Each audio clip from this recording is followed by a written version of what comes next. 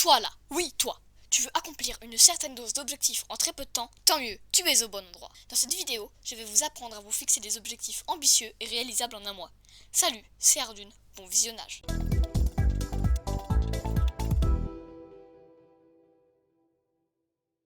En vrai, les objectifs c'est primordial. Ça va permettre beaucoup de choses. On peut aller nulle part en fait ces objectifs. Je vais vous présenter une méthode là qui va vous permettre d'atomiser tous vos objectifs. Donc appliquez ce que je vais dire, vous accomplirez vos objectifs, ne vous inquiétez pas. Alors d'abord, un objectif bien fixé, à quoi ça sert? En fait, avoir un objectif bien fixé, ça permet simplement de savoir par quoi commencer et qu'est-ce qu'on fait en fait. Comme on a un objectif, on va pouvoir se dire, on fait ça, j'ai cet objectif, maintenant je donne un mois pour faire cet objectif et l'accomplir.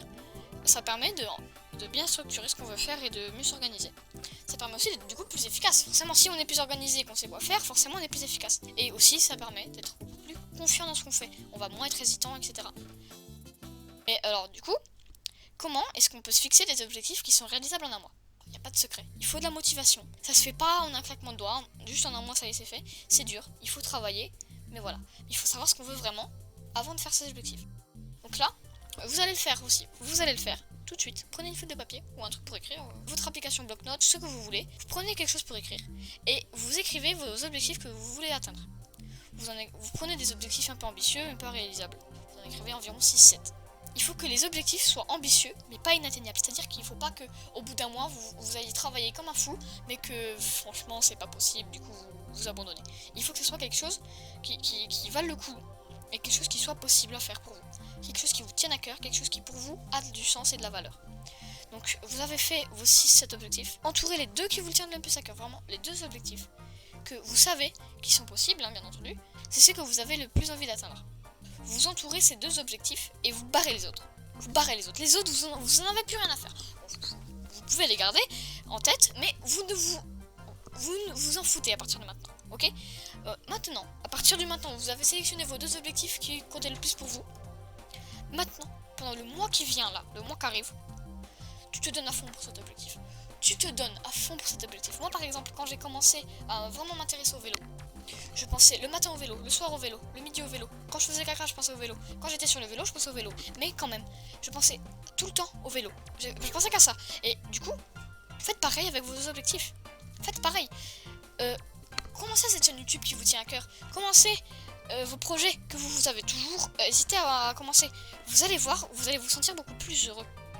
Tentez l'expérience, vraiment. Tentez. Un mois, c'est rien dans une vie. Tentez. Vous allez me remercier plus tard. Si vous êtes très hésitant entre plusieurs objectifs, comme je l'ai fait quand j'ai fait cette méthode, vous pouvez recommencer à des intervalles réguliers, peut-être tous les mois par exemple, pour vous remettre en question. Ça va permettre de... en fait, si vous hésitez sur un objectif, c'est peut-être parce que vous en avez plusieurs, plus que deux qui vous tenaient à cœur.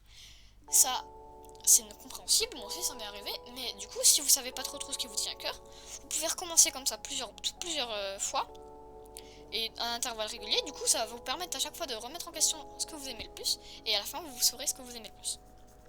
Alors, cette méthode, elle vient pas de moi, hein, c'est pas moi qui l'ai inventée, je l'ai appris dans la vidéo de Lohan, donc je vous mets la vidéo en description pour connaître ses objectifs, voilà.